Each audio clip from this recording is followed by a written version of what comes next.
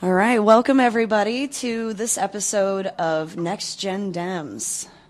For those of you who have tuned in before, whether watching or listening, you're used to seeing my other half up here in front of the microphone, Curtis Wylde. I am Chrissi Wylde, and this is a special episode of Next Gen Dems. Today I am interviewing a couple of female candidates that we are extremely excited about. Today we have Patrice Billings running for Missouri State Senate in District 2, and we have Hedges running for St. Charles County Council, for District 3. Thank you, Chrissi. Yes. Thank you very much. It's a pleasure to be here. I am so happy to have you ladies here. This is wonderful, and I am glad to have you as my inaugural guest, so bear with me with the snafus and whatnots.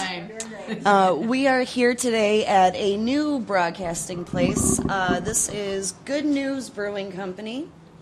We are at 330 Sondern Street in O'Fallon, Missouri. This is a cute little local brewing company. They brew their own beer. They have wood fire pizza that is actually really, really good. Delicious.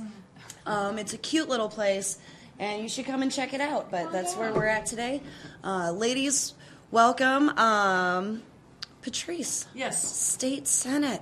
State Senate District 3. District 2, yes. Right. It's actually the largest state Senate district in Missouri, population-wise. It covers western half of St. Charles County, from Cottleville, taking in St. Charles Community College, all the way to the Warren County line to the west, north to the Lincoln County line and the Quiver River, and then south to Augusta. There's actually 15 towns and cities and townships within the district. Oh, my. And as you know, our legislature has 34 state Senate seats, right? And only 9 of those are Democratic, and that hurts. It does. And I that hope hurts. To be number 10. Yeah, absolutely. And we're hoping to flip a few others too, so that we can get you some more help in there. Thank you for that. Yes, absolutely. And Christine, County Council. County Council. Where's your district cover? So my district also covers Cottleville. Patrice and I overlap a little bit. Yeah. I also have Dardenne Prairie, parts of St. Peters, and some unincorporated St. Charles County around Highway 94 and Mid-Rivers Mall Drive. Excellent. So there are 38,660 registered voters in my district. That's a lot. Wow. That is a lot. That's a lot of people. That's a lot of doors that I'm going to be knocking. That is a lot of doors, yes. Luckily, do both of your districts cover the community college area? Yes. Yeah, I think that's where we overlap on the Good. east side, of Senate District 2 at Sure. least. So, we've got a lot of things in common. Even if we didn't overlap, there are a lot of issues that need to be addressed. And, Christine within the county, hopefully myself statewide, and we will definitely work closely together, because I see this as done. I see Sure. And that's creating the necessary layers of support in Missouri, and that's one of the things that I want to talk about today is how difficult it is for women, especially women in politics, women in the Democratic Party. Oh, good Lord. Well, it has traditionally been difficult, but I see that sea change happening. Yeah. And I believe, I've heard Christine say the same thing, that the change is about to happen. We're going to flip some of these seats, and not only are we going to flip them blue, but we're going to flip them from men to women. Right. And I have heard over the last few months from men and women both that they wish that there were, many, many more women in politics. Right. Yeah. And there's more compassion there. There's more understanding. There's more working across the aisle. Women are just better at, ferreting out the problems of their constituents and listening to It's people. the heart connection. Exactly. And I don't want to say intrinsically that women are better than men. That's not Right. That's No, not at all. What we're talking about here. We're talking about representation. Yes. And the point of view that we bring to the table. Absolutely. Is absolutely different, and it's absolutely necessary, and it's missing in so many of these circumstances. You hit the That's nail right on the head I right there. agree more. For sure. And to expand on that, you know what? Let's give women a chance, because Yes. we haven't had that in the past. Yes. And what we've been relying on is the I call it old school perspective of of men in politics who might not necessarily understand the majority of their constituents are women, and we need this to happen. And I haven't seen that. It's been sorely lacking in a lot of these areas, and Christine and I both, I think, hope to change that. Yeah. Right. And I know you both feel the same way. There are many things that outright enrage me when I hear people say. Okay, yeah, we'll go there. That's exactly right. Absolutely. One of things those. enrage you, Good. Where do I start? No, but when it comes to that, when people refer to the suffragettes and their movement and the changes that they made for us, it's insulting to me as a woman when I hear other women say, well, I don't vote because I don't want to get called for jury duty. Oh, That's the probably the worst excuse I've ever heard. well, it is. My voice doesn't matter.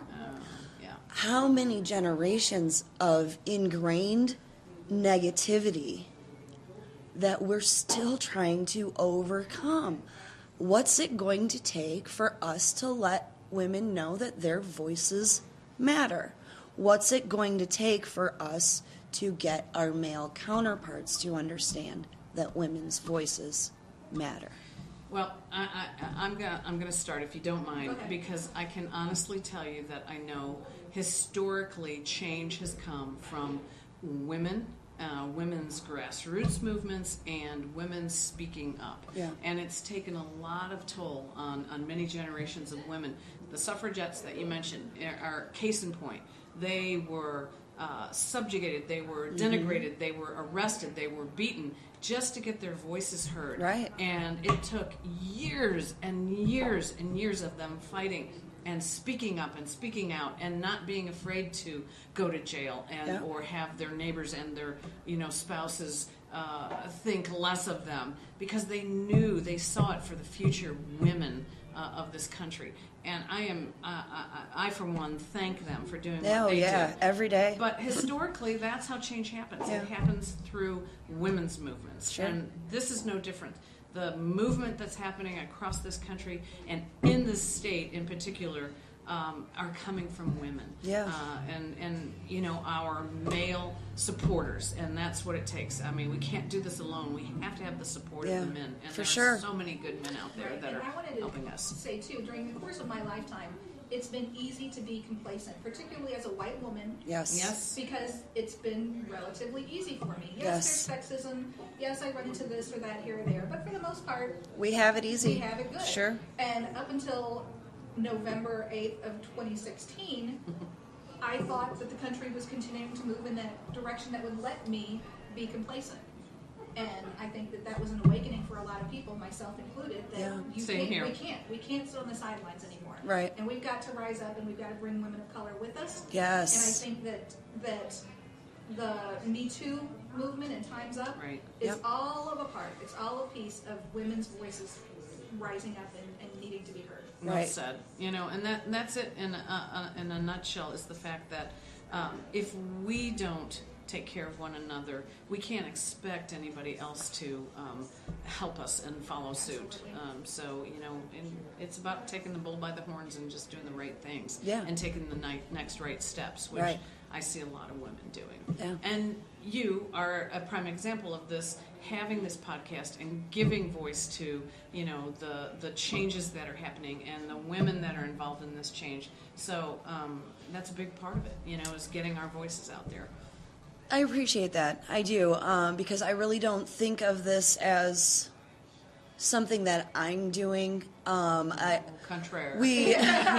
We designed this podcast to be a voice for everyone, because to me it doesn't necessarily matter who's sitting right here, I get that. whether it's Curtis or myself, but having these conversations like we do, because to be quite honest with you, never in my life, and I'm still fairly young, Have I? You are. Well, I can't say never. It's been a while since I have found myself surrounded by intelligent people, intelligent women who really had a lot of positive and empowering things to say. But also women who were willing, who were able, who were inspired, because that's a lot of it, is being inspired. You can do anything. It's being inspired to do so.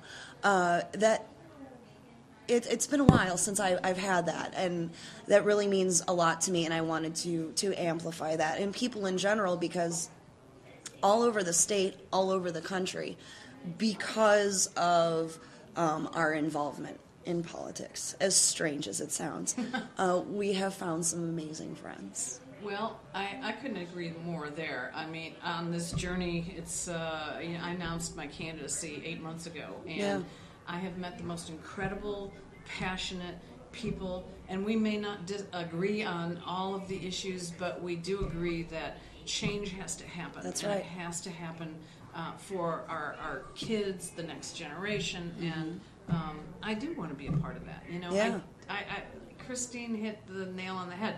It's about, not being complacent, getting involved. Absolutely. And for me personally, I had to be asked, and I've understood that that's the case with a lot of women. Yes, You have to be asked to run for a political office, and I Yeah. was no exception. But it took a lot of thinking about what that entailed, and a lot of praying, Right. about what the right path was. And Right. so for me, the path was, it became clear that if not who? Right. And if not Yes. now, when? Yes. And that's the same for a lot of women that I've encountered. And men. I mean, we've Right. got great Well, men that's running. something that I've heard over and over and over, pretty much from before filing of the 2016 season. Exactly. I mean, really, and it has come from, I don't want to say a particular set of people, Yes, please. but there's a reason.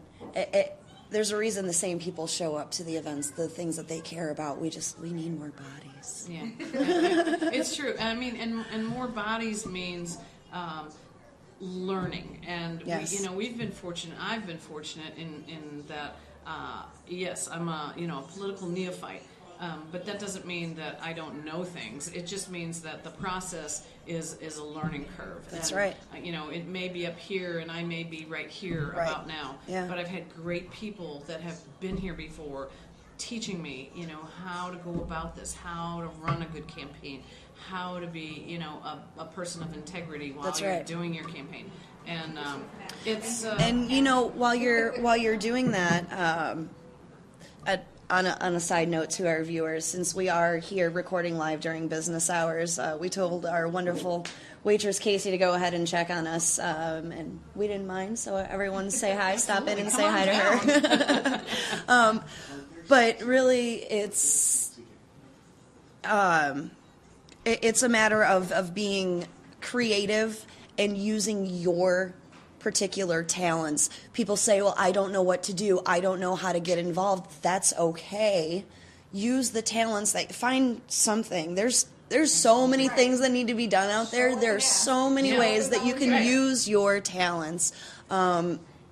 Christine, that brings me to you as running for St. Charles County Council.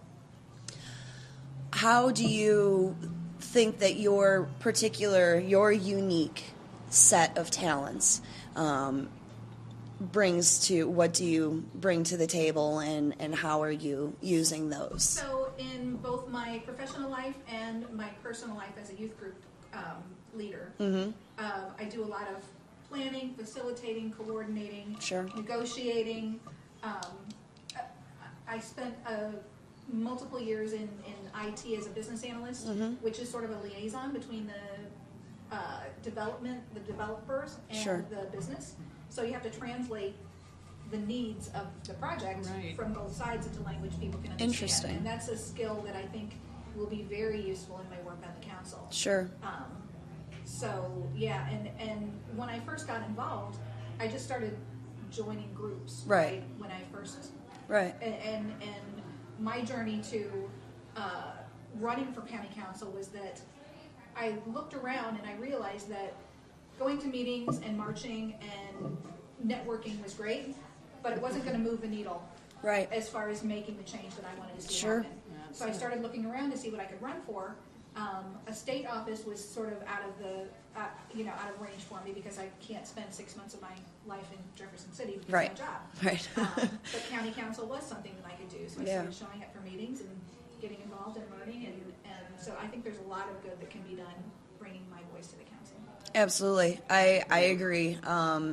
And just in the short time that I've been around, I've noticed that St. Charles County Council, when they talk about swamps, it's one of the first things I think about.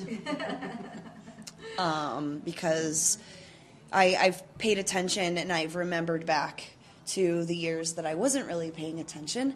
I've always been a voter, not always paid attention. Shame on me. Same here. And I am so glad that somebody like you decided to take the bull by the horns and step up, because that's kind of a scary arena.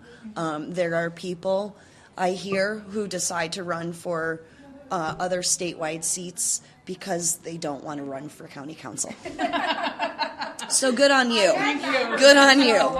Yes. Maybe I said No, I think you are right where you should be. Yeah. I believe that. Definitely. Wonderful. And Patrice, how about you? What personal talents? I know you have many. Well, thank you. I appreciate that. But which one, how in particular do you think is that going to not only help you in your campaign, but when you win? Well, thank you, and that's the way I look at it. I see this as done. I come from a background of public service. For almost 29 years, I was a public servant. I was a police officer, a police helicopter pilot, and I want to... First female in the nation. That's right. Thank you for that plug. I've been involved in many, not only women's service organizations, but organizations around the state that are, nonprofits that help the people in their communities and the constituents and so forth. So I want to continue to serve. Right. And this is the next level, because what I've seen is that some of the people, and especially my opponent in this race, are not there for the reasons that most people want to serve the public. Absolutely. And that's just those words, serve the public. Some of these people are there for their own agenda. Yep. And whether Money it could be talks. that, it could be a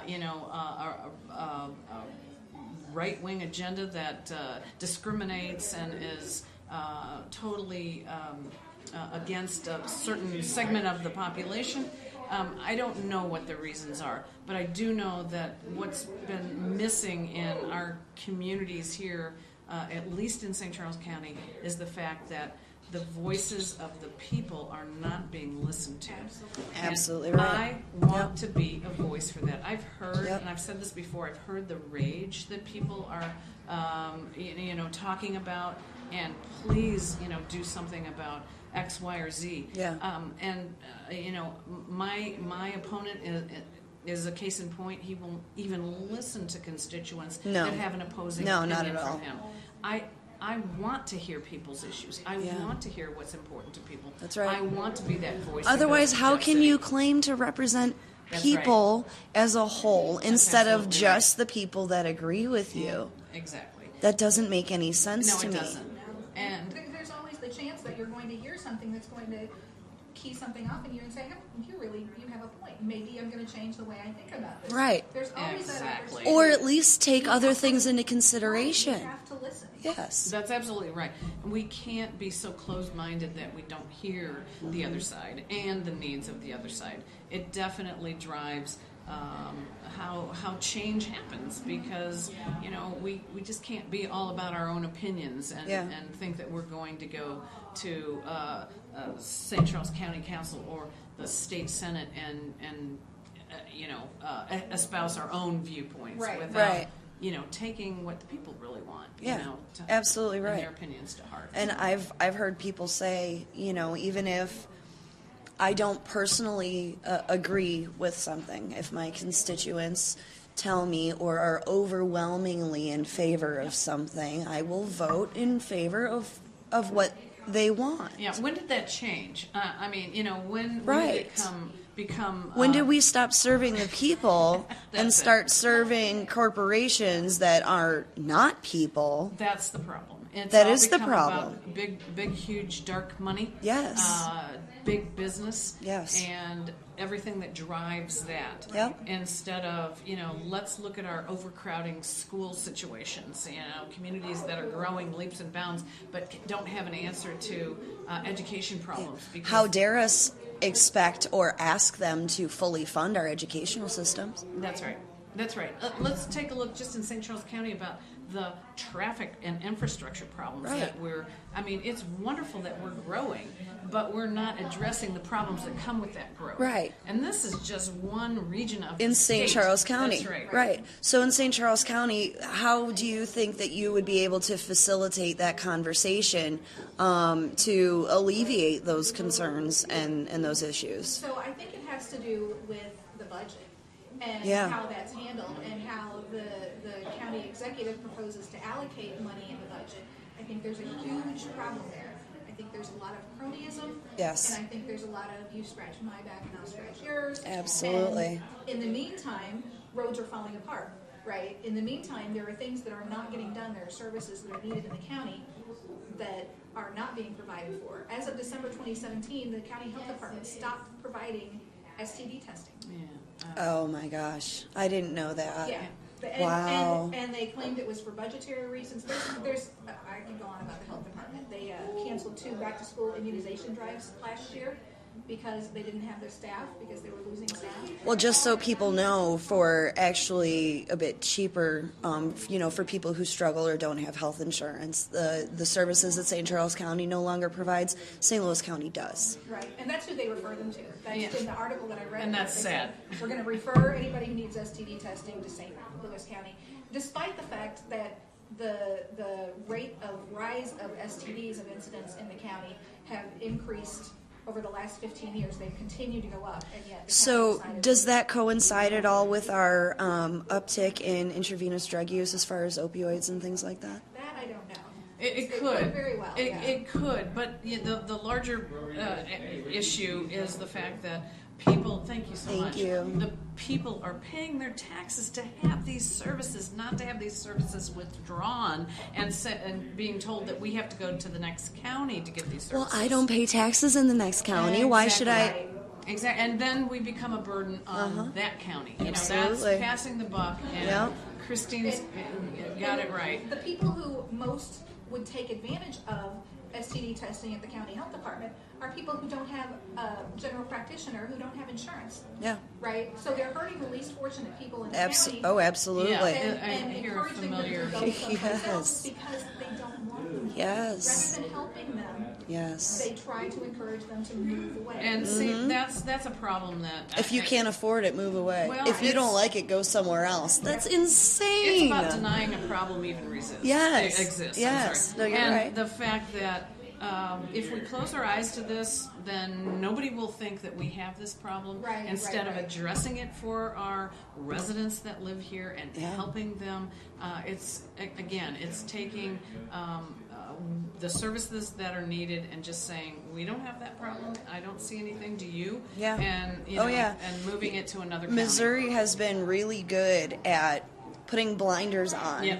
to, you're right, certain issues, and the rest of the country is looking at us like, what's wrong with you? Oh, my goodness. It's not our citizens. I promise you, we're not all that crazy. It just happens to be the people who can get the most corrupt political money to get in there to make these decisions and claim that they're the voices of the people. This state blows my mind. Have we become a little backwards? We're regressing. Yes, And that's it's what I'm no afraid wonder of. That the NAACP has issued A travel ban. travel ban. I mean, I do not. I totally agree with their. Yeah. And it's listen. I went It's to sad. a legislative update in August of last year, where the St. Charles County elected officials, both state and county, were there. scratching their heads about why this state can't attract growth and more population.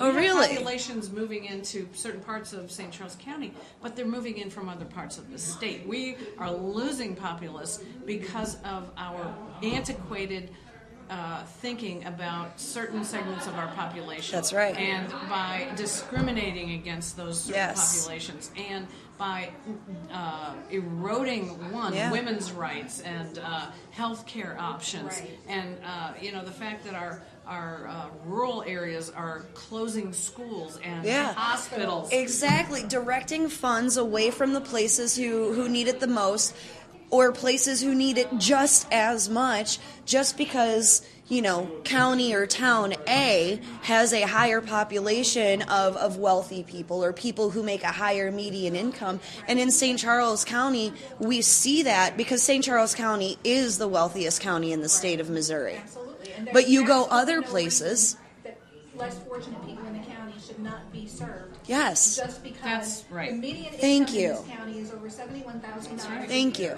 And there are unfortunate people in this county who need help. Yes. And they're not getting it. And There's why absolutely no wouldn't reason we- why wouldn't Right. Why wouldn't we want to help our neighbors, our communities? I just don't You know what they understand tell that you? thinking. They tell you if you want help, you can go to a church.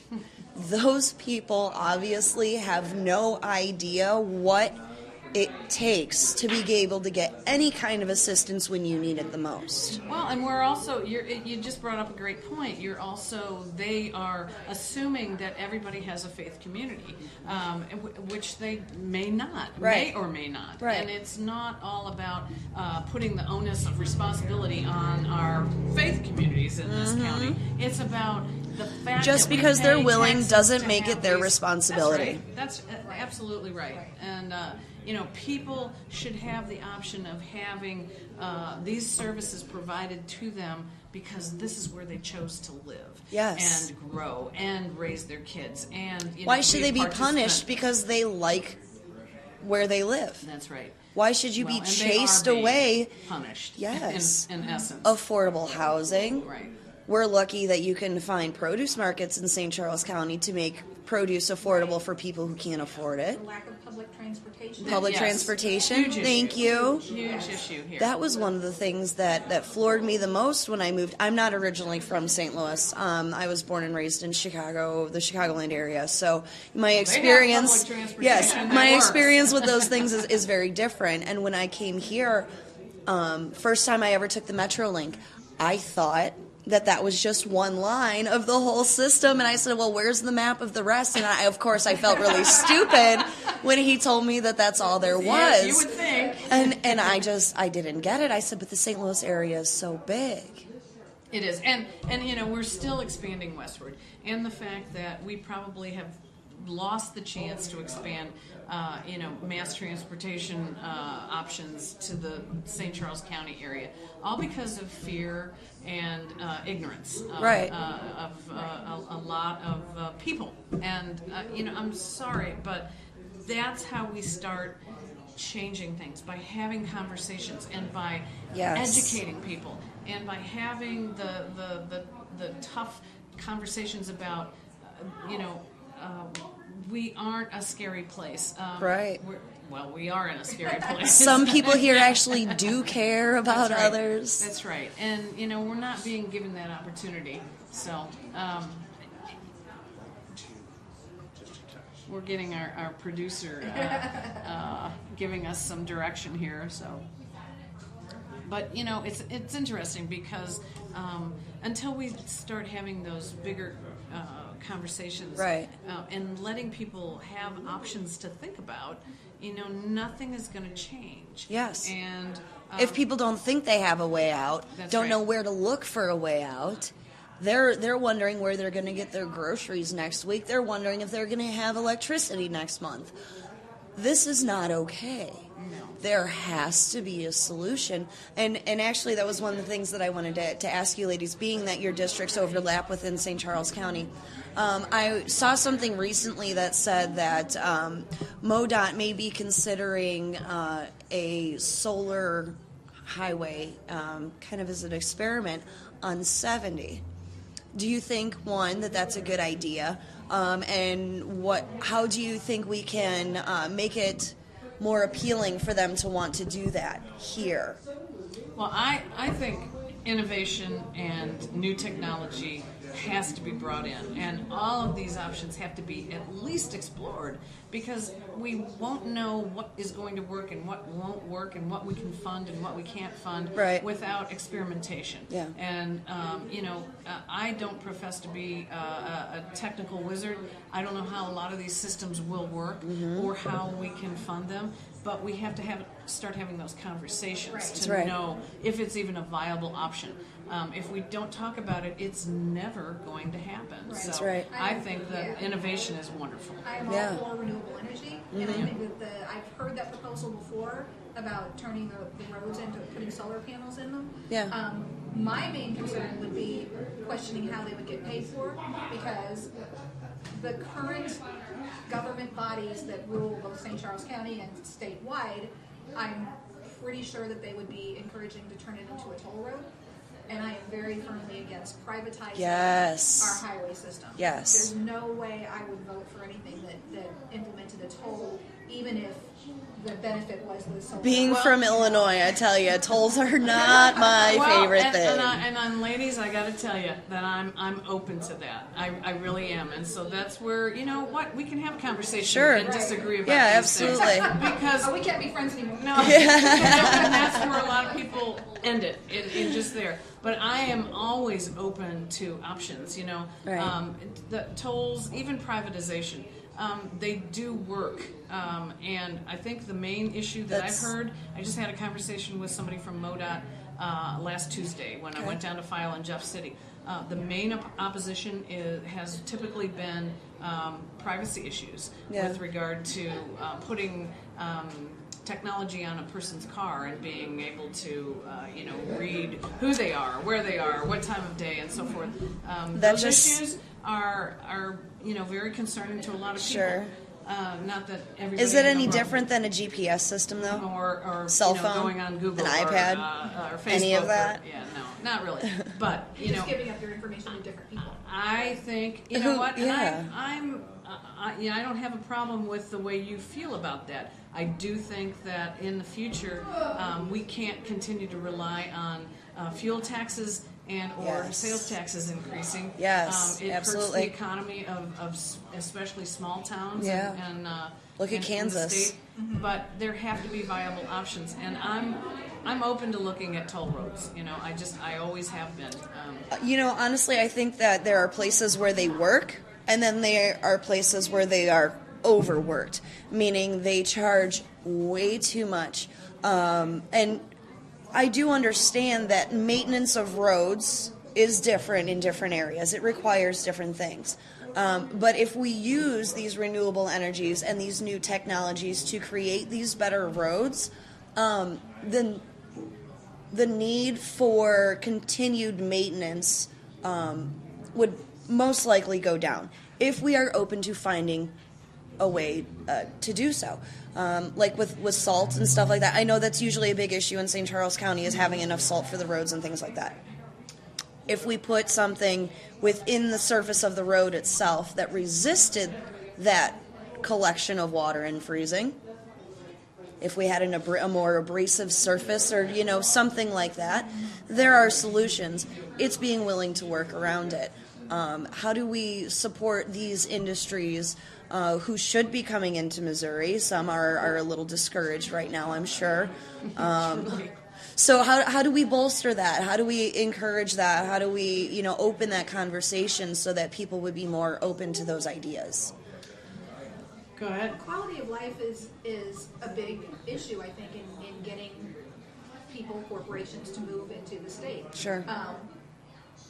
But what I see is that, from our past conversation we've just been having, covering up the problems that we have here is not a good solution. Right. You've got to actually solve those problems. And just reforming things like the police departments across the state, it's just you've just got to start doing better. You've got to start serving people better, right? And you can prove to corporations that you are a state that cares about people, rather than just cares about giving big tax cuts or the big corporations. If a company wants to move to the state, that's fantastic. But if their employees don't want to live here, then what do you win? That's the bottom line, and it is about bringing people into an area in which they want to raise their families and thrive, and have their relatives visit, and do all those things that people expect in metropolitan areas and even in rural areas. But it is, I think, as I said before, about changing the awareness that we should be celebrating differences of everybody that we live and work around, and try to attract people from our LGBT community, from our minority communities, and from innovative tech companies that have cutting-edge ideas in medicine, in the sciences, in how to build better roads that last longer, and all of these situations. It takes a lot of people to be able to bring these ideas forward, and then we can worry about how to pay for them. But we don't need to pay for anything if we don't have any ideas. Yes. And our ideas are being, are leaving the state in droves. Right. And, because we have so many systems that when they were first implemented, they were good ideas because they were the next step. But right now it seems really hard to get people to see the next step beyond that, because they say, well, what we have has worked so far. No, not really. It's no longer serving its intended purpose without being a burden. Well, and to add to that, I think what we're seeing, especially from a lot in our of our elected officials right now, is they're thinking 4, 5, maybe 10 years down the road, and for their own terms in office. They're not seeing 50 years down the road. It's a very short-term mindset. Exactly, and we can't do any good in this state unless we see the big picture and try to reach into the future and see what that looks like. Yep. And I wanted to put a plug in for public education too. Go for it. If the state could find a way to fully fund public education from pre-K all the way up through college, just to make our educational system robust. Yes. If we could build a world-class educational system here in this state, people would be flocking to this state. That's right. They want to know how we did it. They need corporations to move here.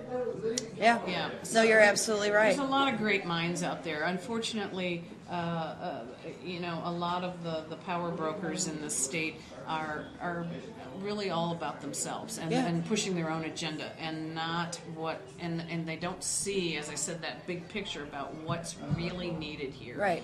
They're not concerned with planting the seed of the tree whose shade they'll never sit under. And I know that everyone has used that and heard that before, but that's exactly what it is. Yeah, and growing up, I always heard my parents say, oh, I want you to have a better life than I had. And I understood that. I appreciated that. I came from a union home. My dad was a sheet metal workers union for many, many years until he retired. And then, so I saw the benefit of that, but I also saw what it provided and the seeds that it implanted in me and in my beliefs and my convictions, so to speak. But where else? Not everyone is fortunate enough to come, from a union household, but they still deserve those good things, and we still have to look at what we're doing, not as what we're doing for us, but what we're doing for future generations. Well, and I hear that, and labor is the backbone of this country and Always. this state. Yeah. And to think that, again, the powers that be in this state, our own governor, one of his first acts in office was to try to eliminate the prevailing wage in this state. The fact that we have passed and he signed a right to work bill in this state, it just goes to show you that they don't get it about the people that live in this state. No, and they don't value skilled trade. That's right. work. That's right. Or the economic viability of families that, have these jobs and are able to sustain and how much they their support tax their payments. community. That's right. That's absolutely right. And if we do away with that, we are just going to continue to roll over for big business and those that don't want to pay experienced labor. They don't want to pay for people that are educated in their field, people that are skilled tradesmen and women. Right. And, it galls me no end to think that it is all about big business and big money that's, being put in their pockets. And Christine, I know an issue that has come up within St. Charles County and municipalities within St. Charles County recently, or at least within the last couple of years, is contract agreements with the trades and unions and things like that. So I haven't done a lot of digging into the projects that are in progress. I'm familiar with, there's some work going on in Smart Field and things like that. But I am committed to having project labor agreements, PLAs, associated with any kind of infrastructure work that the county engages in. And a lot of the infrastructure work that they do is in partnership with MoDOT. So I don't know what sort of rules, are MoDOT workers unionized too? I don't know. So, we get to the point that we've got skilled workers doing wonderful work. If you take that away and we become a state that doesn't have a prevailing wage, that pays union wages to skilled workers, what we're going to have are unskilled workers coming into the state. We're going to have shoddy contracts that are being awarded for low dollar, and we're going to have buildings that have traditionally been built for 100-year survival. We're going to have 15 and 20-year buildings being built. Right. Planned obsolescence. You end up paying more in the long run. And get less. Absolutely. Than paying more up front and getting something that's quality. And another angle that I've seen, because safety isn't as much of a priority. I know with unions, I know every single union worker that I know that I have ever met, safety is always number one. Absolutely. To everything that they do. Right. Yeah. So without that training, without that absolute dedication to safety, you obviously will have workers who get injured more often. Exactly. It's a huge risk. Some may have health insurance, some may not. Does that not, in the long run, like you said, end up costing more by putting a financial burden on those who cover the medical bills of somebody who wasn't taught how to do their job safely? Well, it all goes back to let's just talk for a moment about this sham right to work. So what they're saying, in essence, is that people have the right not to join a union and not to have to pay union dues to take care and represent them in their workplace.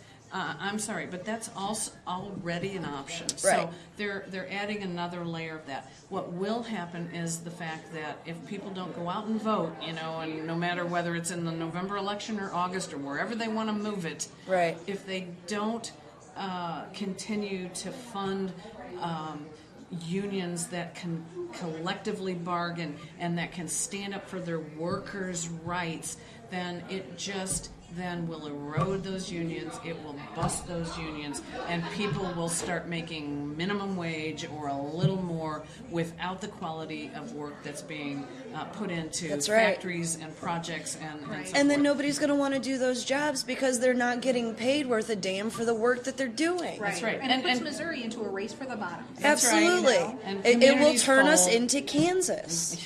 I mean, look at Kansas. Look at Indiana. Right. People in Indiana claim that they have a great economy, and while they are not, I don't believe they are the bottom 10. While that may be true, the workforce is the skilled labor, and of course most of the people that you hear say that spend their time behind a desk all day.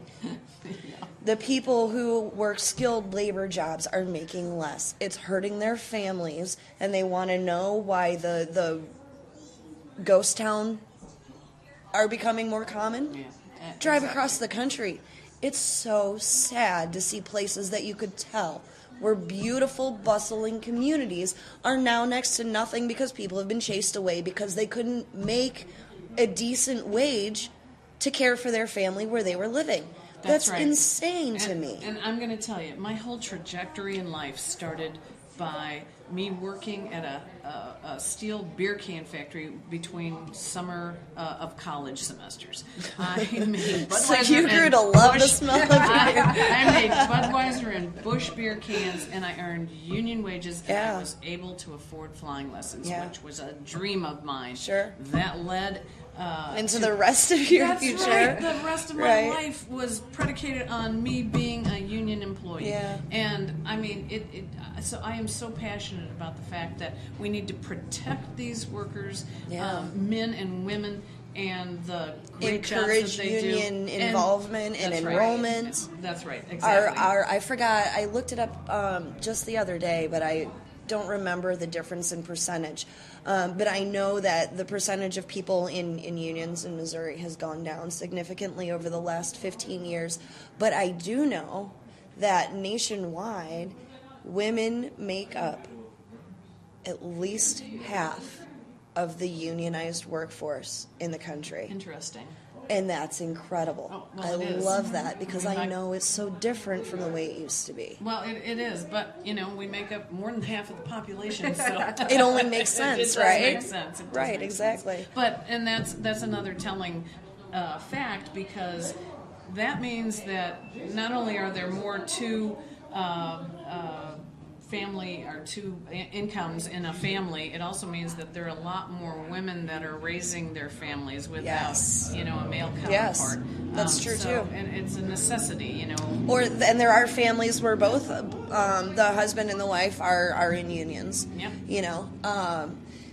Christine, in what you do you work with unions and union laborers or anything like that in any capacity? I work in IT. So. Oh, okay. Okay. The Brainiac department. I work with a lot of contractors, but that's contracting companies that send in, temporary developers, staffing. But obviously that's still important to you to support union workers in St. Charles County because with this area being...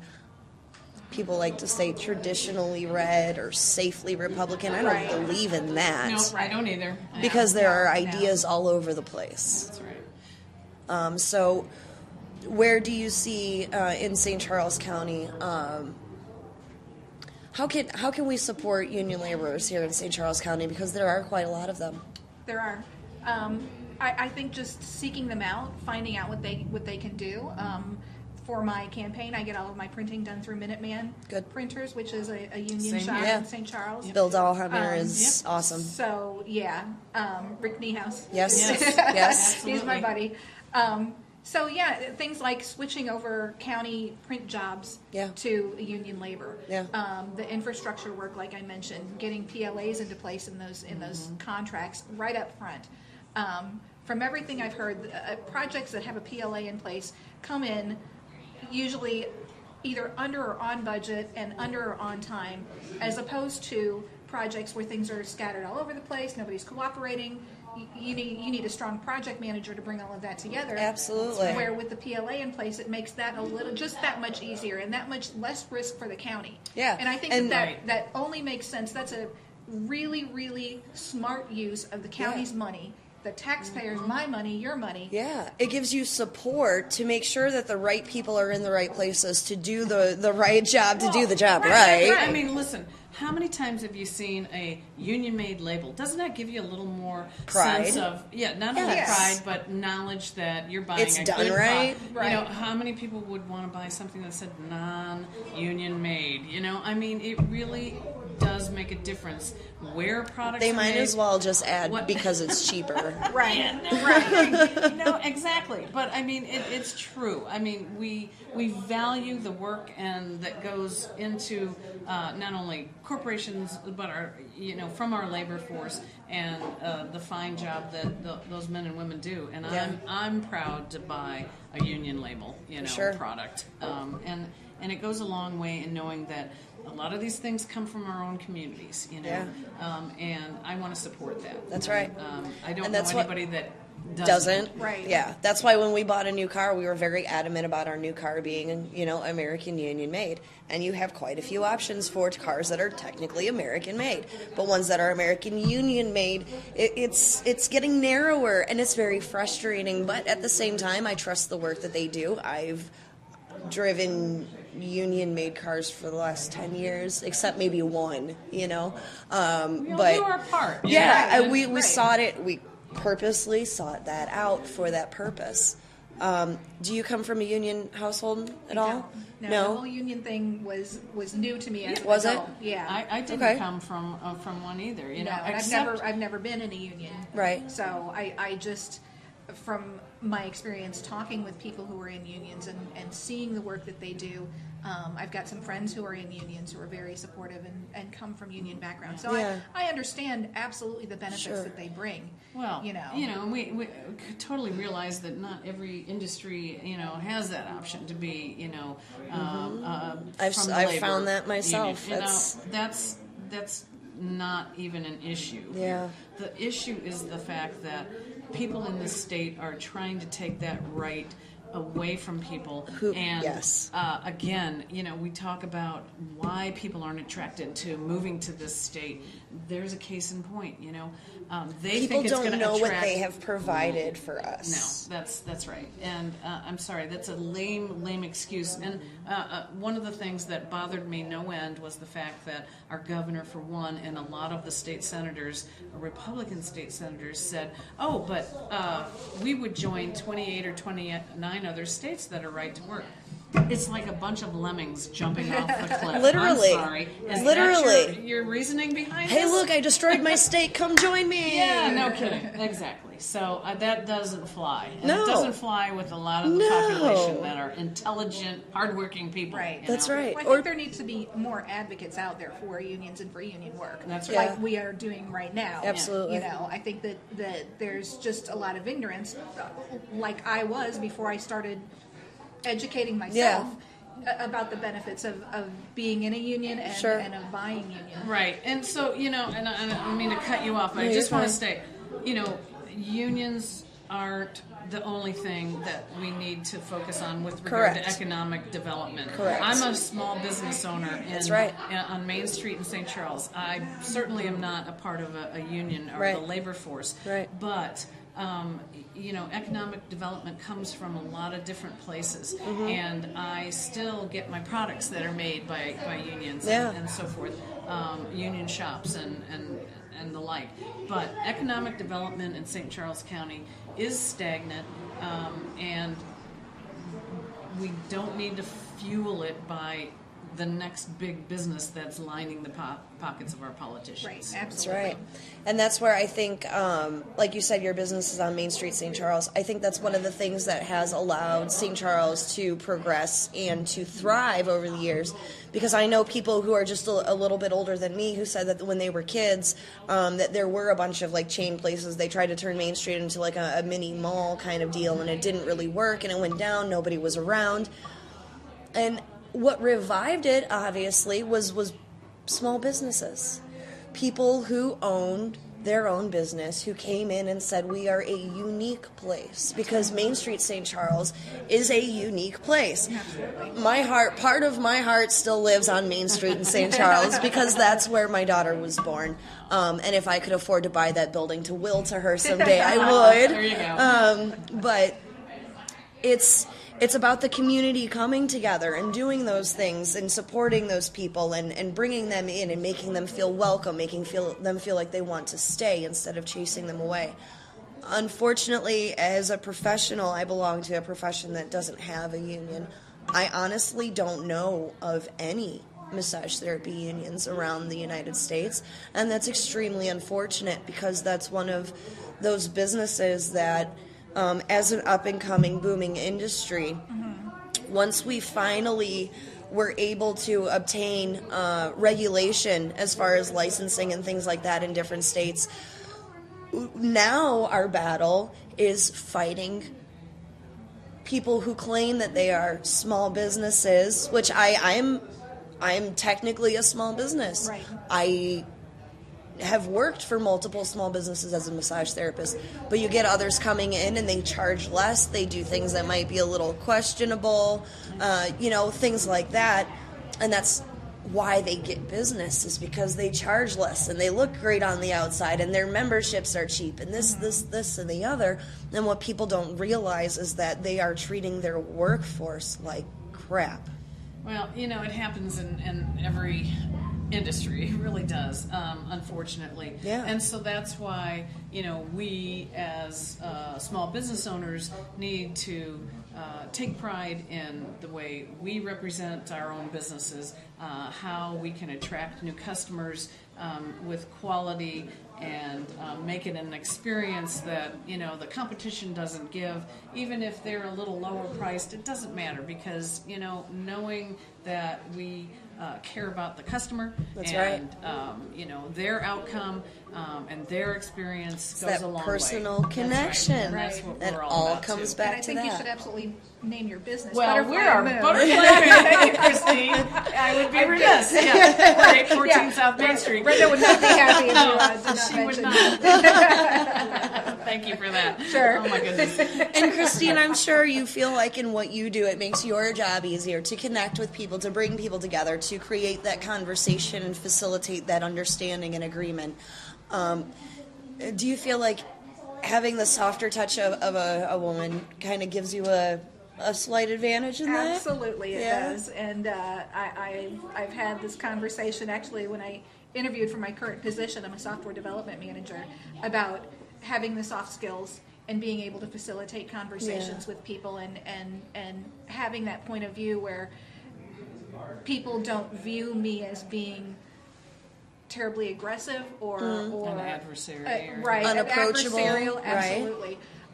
Although I have been characterized as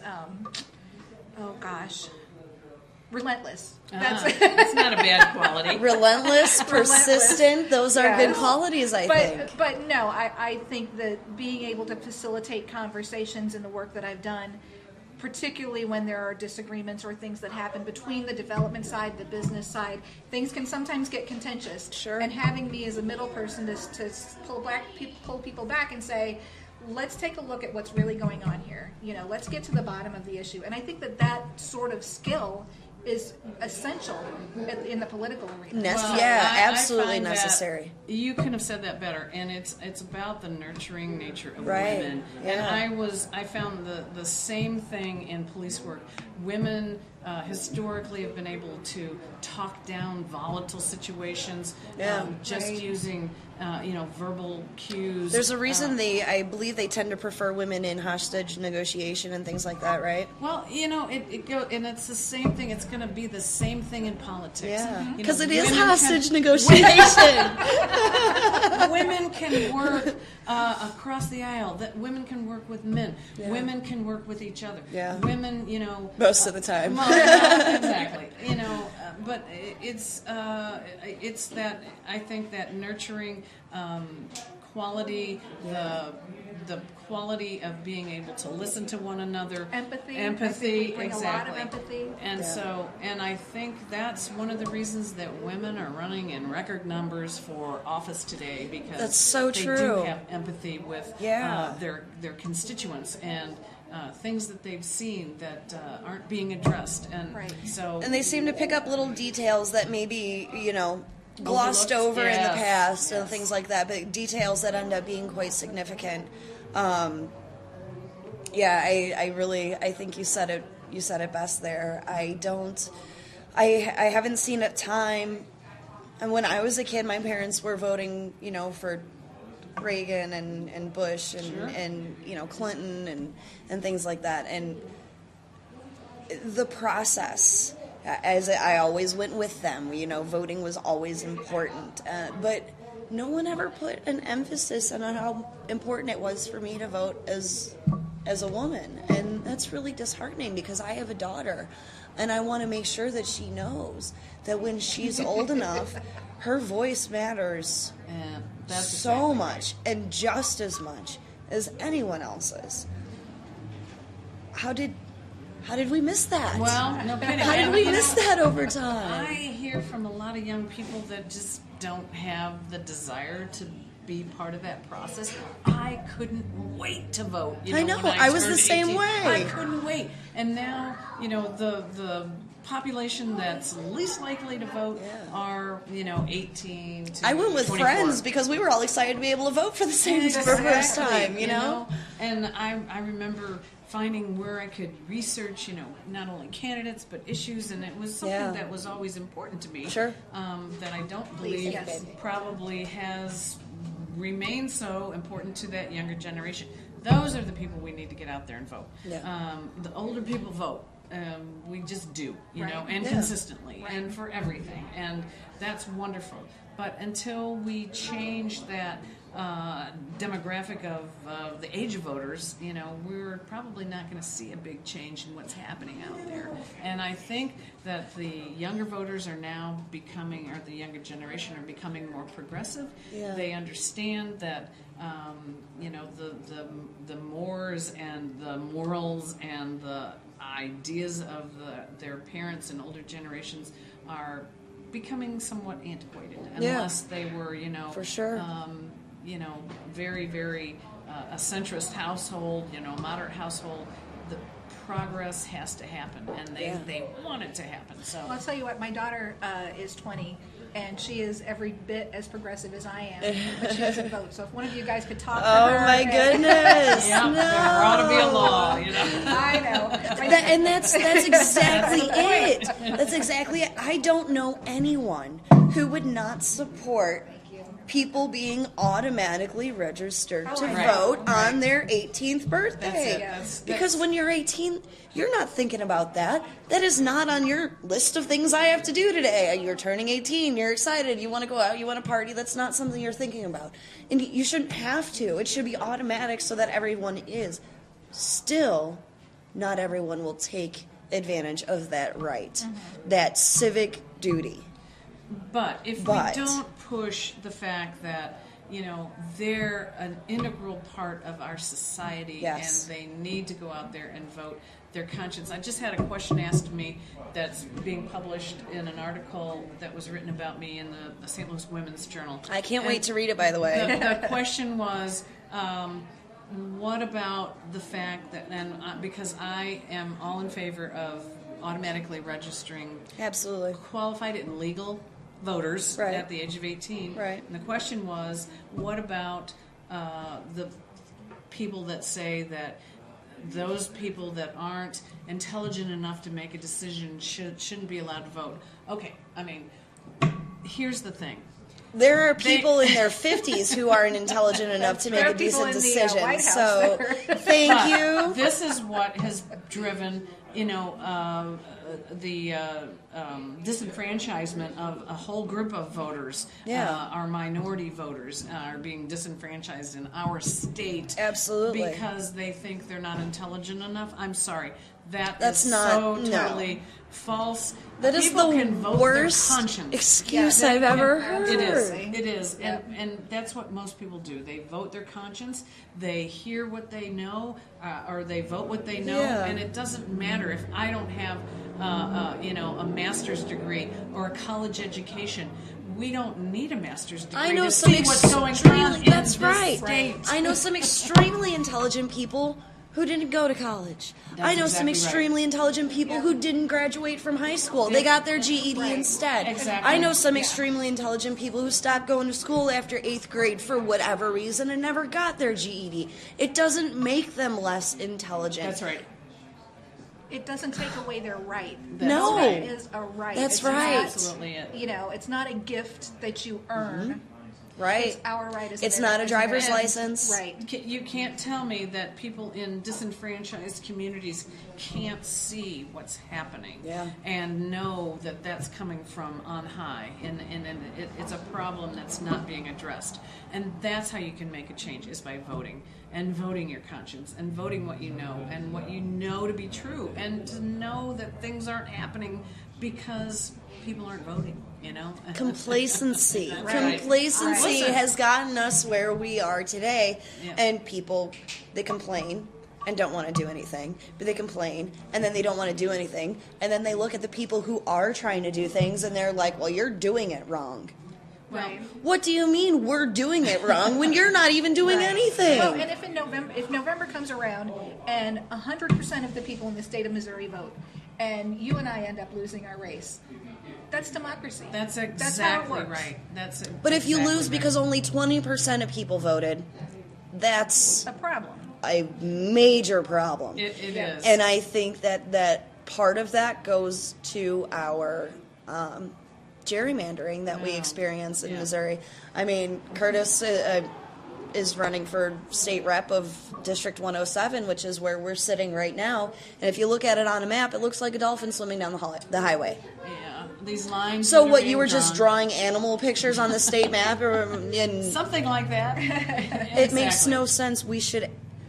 Why haven't we gone the route of Pennsylvania yet, is my question. Yeah, we do have a initiative petition. Clean Mo. Yeah, That's right, Clean Mo. coming up. Glad you and brought it up. Hopefully, that'll make some much needed change, in the Right, state. to the way that lines are drawn. Exactly, and it can only help the situation with regard to those that can vote, those that need to vote, and that aren't voting because they think it's not going to do any good anyway. Right, it doesn't and make a that's difference. the point of gerrymandering, to That's how we, dissuade and that's what I voters. tell people. That's how we got where we are.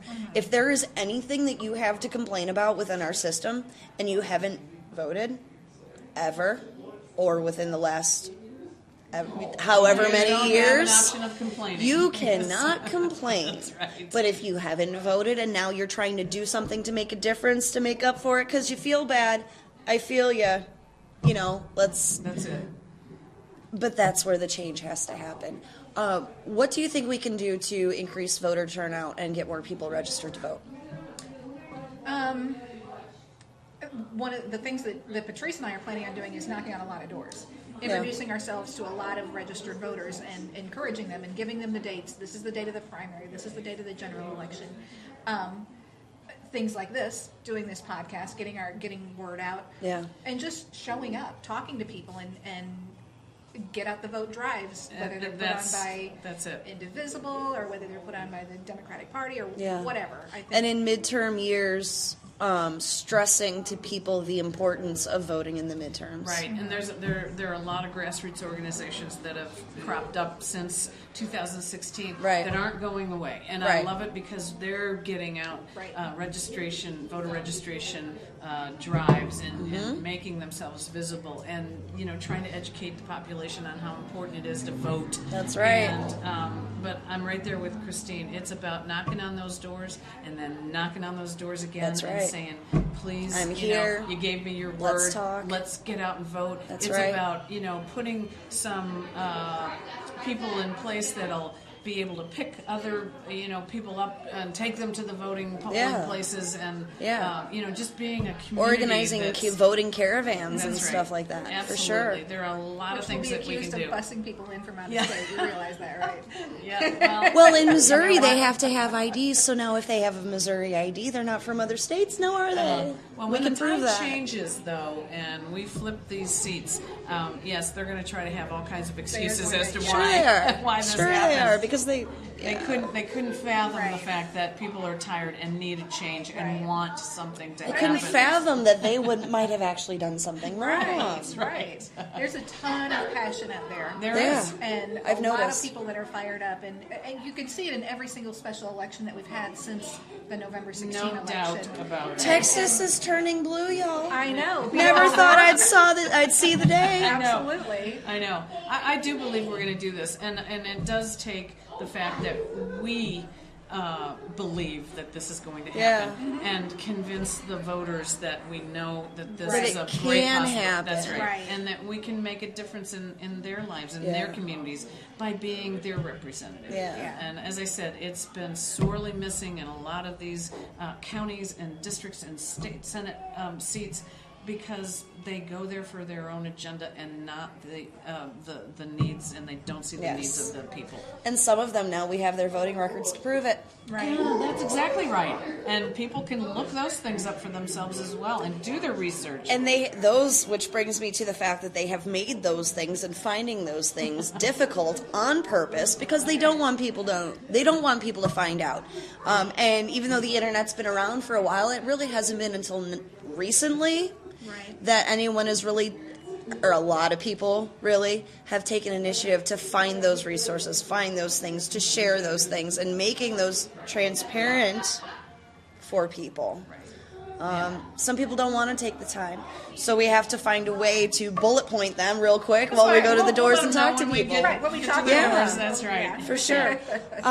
Do you guys remember, I don't remember exactly what year it was, something tells me it was 2004, when MTV had a big voting registration, a big get out the vote initiative. Thank you. All right. Exactly. So I love that idea. I wish we could find a way to create a wave like that, but now I don't know that's necessary. It's kind of creating itself. I think the Parkland kids are kind of spearheading a lot of that. Yeah. They are so out there encouraging kids their own age to register or pre-register. Yeah, that's right. And they understand the stakes. Yeah, they do. And as we talked about earlier, talk about an articulate, eloquent, intelligent group of kids, that are being told by some of the adults with differing opinions that they're plants and they're actors and their parents put them up to it. I say go for it and keep up the momentum and continue to be a voice of reason. Please, because the adults aren't doing it, yes, and they see that and they want a better world for themselves. And if these are their things that they're doing as teenagers, can you imagine what they're going to do when they're our age? I know. Well, I follow them on Twitter, and if you want to follow me on Twitter, I'm at Christine for SCC. But yeah, whenever the kids tweet stuff out, I'm always out there liking them and retweeting, and one of them posted something about how discouraging it was to hear all of the things that are being said about them, and I replied to her, I'm like, big hugs, just keep doing what you're doing. That's right. We have to be the the encouragement for them as well. And you're gonna unfortunately find a lot of people who see that as a target on you because you support people that are trying to make a difference. Absolutely. And I'm okay with that. That's right. And you have to be. So am I. You have to just brush it off. We are going to be on the right side of history. Absolutely right. Amen. Absolutely right. I agree with that 100%. And that's it. We are doing what we feel is needed. A lot of women are stepping up. A lot of men are stepping up. That want to see these changes happen, and now a lot of our youth are stepping up. And you know what? We're not going to put the genie back in the bottle. Right. So if people expect things to continue in the same vein that they have over not only just the last couple of years, but in some of these states, such as Missouri, in the last 10 years, they've got another thing coming because we're out there, we're coming to make changes, and we're going to do this. I do believe it. I fully agree. And I know you both have an uphill battle. We're all kind of feeling that. But I do believe that your support base in Missouri has grown. Albeit by a little resistance from a large population, but I think now you finally have female candidates in general, and I'm not just talking about within the Democratic Party, but in general, female candidates have a larger support, but female candidates within the Democratic Party have a larger support now. I think minorities have a larger support now, those who want to step up and run for office, and we need more of them. We need more of them to step up and be heard, because that's what is going to change people's minds. That's what's going to open people's hearts. That's right. We need more minorities. We need more women. We need more people from the LGBT community. Yes. We need more people of different faith groups besides Christians. We need Muslims. We need Jews and Baptists. Exactly. And, exactly. for sure. Me. Everyone. But it takes all of us, and that's what makes this country great. It's the differences. It's it's not our same old. It's everybody's differences that make things go around. Absolutely. And differences of opinions, differences of backgrounds, but focusing on creating the goal that it's all for. And I know people find it a little creepy when you say the greater good, but that's what it is. If you're doing what you're doing for the good of all mankind, it will not only come back to you, but it increases the wavelength, and more good things happen.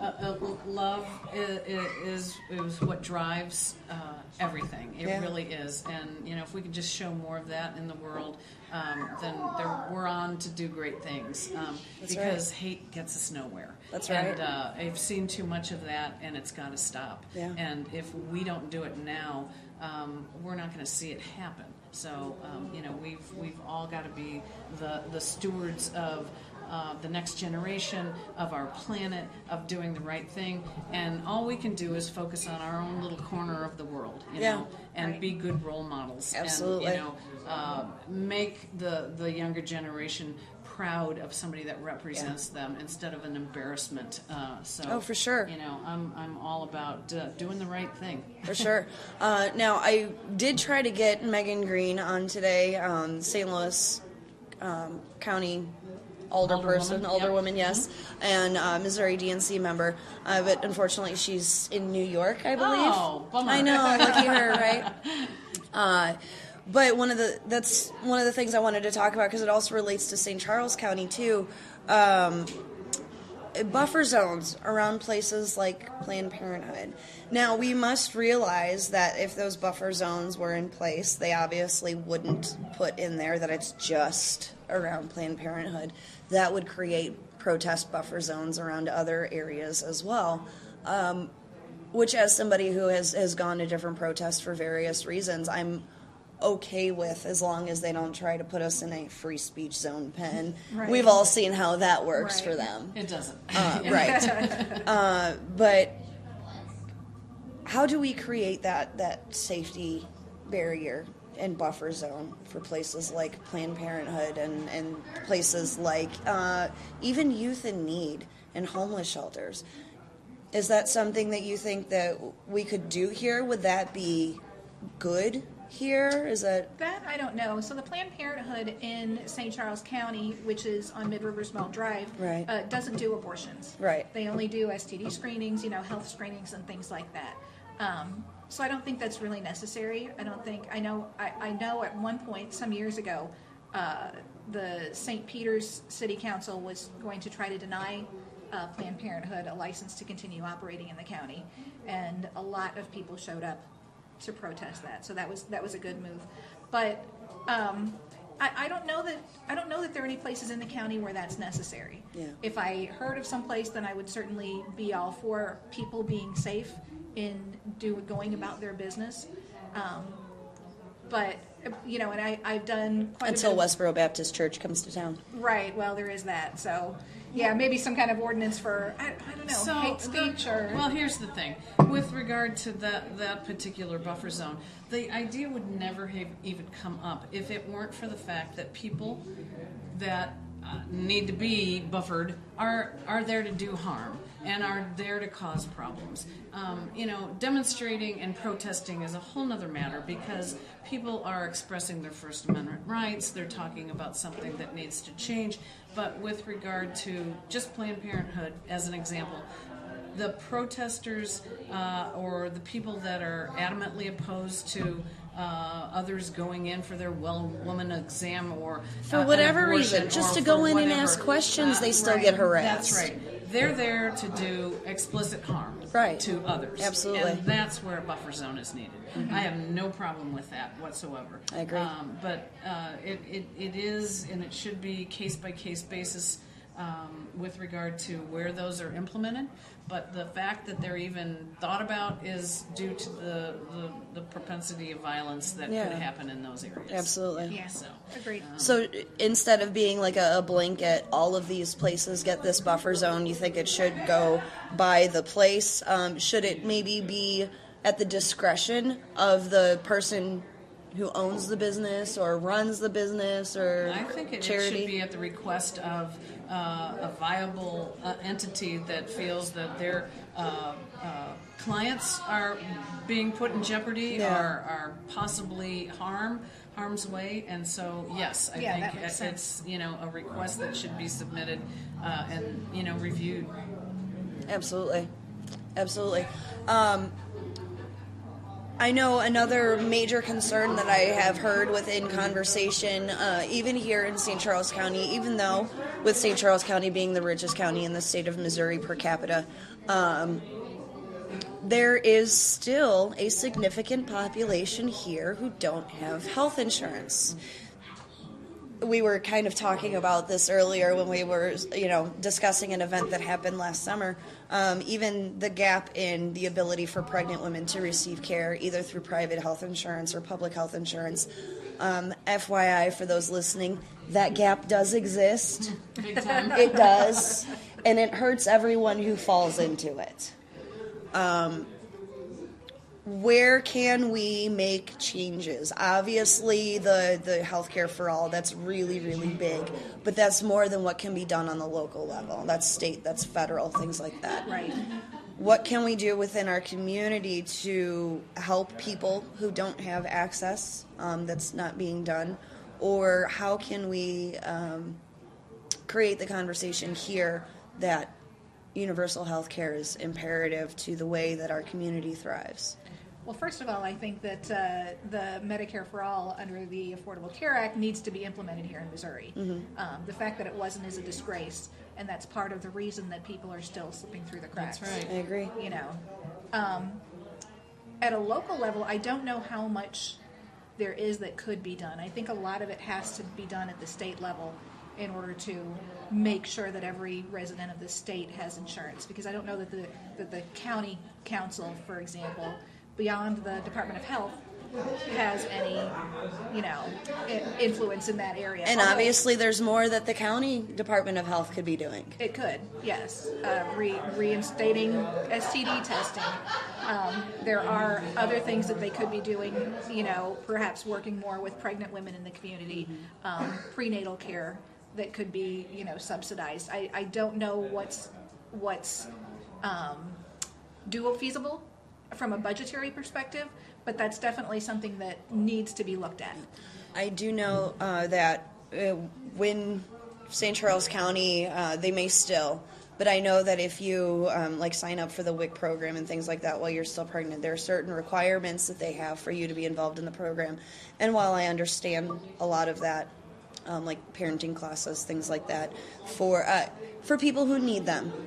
For it to be a requirement is kind of a slap in the face for people who are into their adult years and feel like they have a handle on being parents. That's kind of harmful.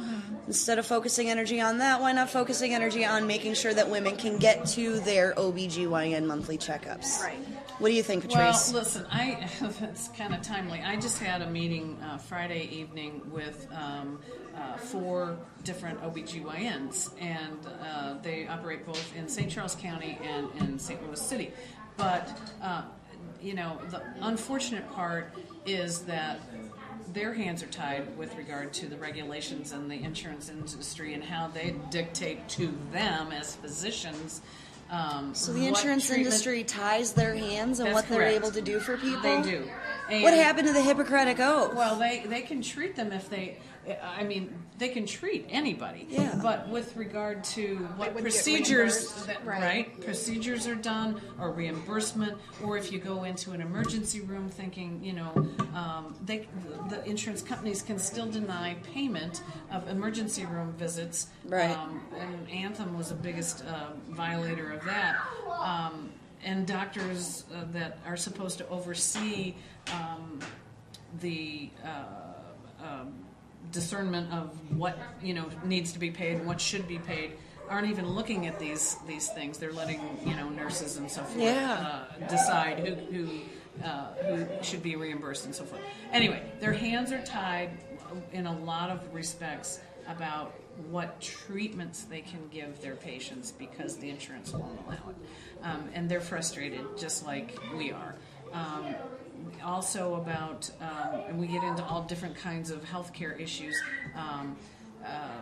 Doctors in particular can't access any. We're the last state in the union that doesn't have an opioid database for physicians to check on prescriptions that have been, doled out to patients and so forth. Well, I will point out that St. Charles County has implemented one. That's right. right. They've offered it to share it all across yes. the state. Absolutely. So, but on the Which state is level, beautiful. The state level it's necessary. Consistently drag their feet. That's but, right. But, Again, because of privacy issues. Well, that's what they claim. But I've found through associations and working with certain people over the years that there are particular politicians within the Missouri legislature who have close relationships with pain clinic doctors in Missouri.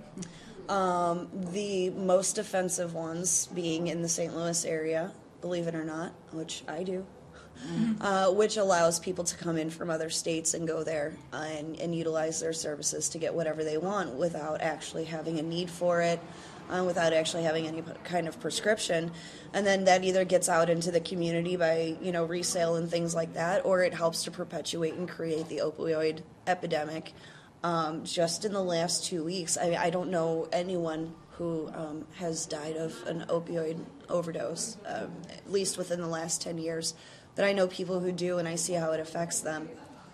And 8 out of 10 say that their addiction started with legal pain prescriptions. It's a well-known fact, and it's an abomination that our state isn't doing more to combat this, and they should be ashamed of themselves for using the excuse of whatever issue it is not to have this database that physicians who need to see it can access. That's right. And for allowing those doctors to stay in business. Exactly. So something needs to be done, and that's the hope of getting this next crop of politicians in office that care about what happens to people, and not about, again, who's lining their pockets for the fact that it's all about privacy issues, for the liberty and so forth.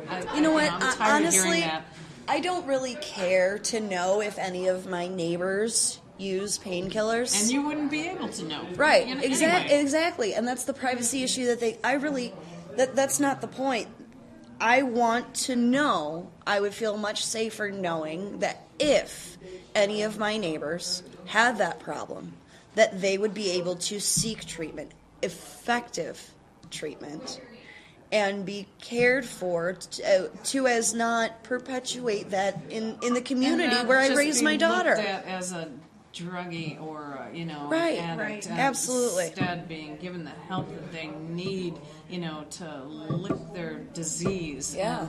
And, because it is a disease. Emergency room doctors have been one of the biggest advocates for that because they are the front line. I mean, aside from the paramedics, they are the front line of seeing what that does to people. That's right. Listen, my opponent is a physician, and and he should be ashamed of himself for not. You're absolutely right. Backing a statewide opioid database that other physicians can access. And right. And I want to point out the flip side of that is that because this is such a problem, there are a lot of medical professionals out there who are reluctant to prescribe any of these drugs to people who actually do need them. I had a friend who had surgery recently, and they sent her home with instructions to take a leave or Advil because they didn't want to prescribe a painkiller because prescription painkillers are so terrible. Well, you will get addicted if I give you a 7-day prescription. Why are we not looking at alternatives? Why are we not looking at what we can give them instead? Why are we not looking at eliminating the source of that addiction? Really, because a lot of our politicians are being funded by Big Pharma. Yes. And that's the bottom line, you know. And Big Pharma, Big Chemical, I mean, they're literally going to kill us all, and that's their purpose. That's exactly right. They make money off of keeping people sick so that you keep going back and buying their drugs, and now you're on 8 different kinds of medication to treat all your cycle. That's exactly right. You're absolutely right. I feel like we have had a wonderful conversation here today, ladies. Well, we have. And if you would allow me to just give some addresses Please that do. people can go to. I want you to plug your campaign. I want you to plug your website. I want you to plug your Twitter. I want you to plug anything you have. And then, Christine, I want you to do the same thing. And then I'm going to do the same thing for Next Gen Dems. Well, good. So people can find out more information on my website, which is billingsforsenate.com. 4 is spelled out FOR. I have a Facebook page of the same name, /Billings4Senate. My Twitter account is @Billings4Senate with a 4, number 4.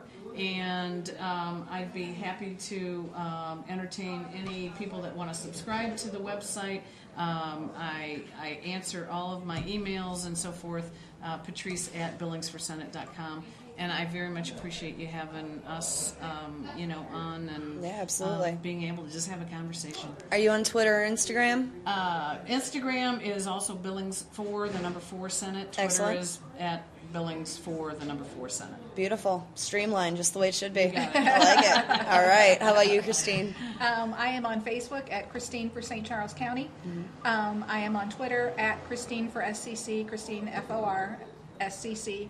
My website is still under construction, but it will be christineforscc.com. Excellent. And I think that's it. I'm not on Instagram, so Yeah, I'm pretty active on Twitter. Everybody out there, like our pages on Yes, Facebook. yes, too. It please drives do. traffic. Yes, it really yes. does help. And if you go to my Facebook page, there's a sign up button. You can sign up for my email newsletter. Share everything, even if you don't live in the area. If you know anyone who does, if you know anyone who lives in the state of Missouri, if you know, share. The more that this gets around, the more that we spread the love, the more we can do to help everyone, which is why we're here. Before you go on, I wanted to point out that I'm drinking root beer. Yes. I haven't been slamming Yes, down that's beer. true. Good news. So, yeah. I did have a coffee stout, but it was... And can I just point out one thing with regard to Christine's campaign and my campaign? Christine is running for one district in St. Charles County, but she will ultimately represent everybody in the St. entire Charles county. County. That's and right. the same with my Senate campaign. Senate District 2 is where I'm running. Yes. However, there are only 34 state senators in Missouri, so we will represent everybody in the state. So even if you don't live here in St. Charles County, get involved and help. Donations, contributions of any size are always welcome, because we can't fight these opponents that have a big pharma in their back pocket and big business in their back pocket. That's we right. need all the help we can get. That's right. And that goes back to being public servants, That's right. not politicians. Absolutely. And on that note, I will take a chance to plug Curtis's campaign.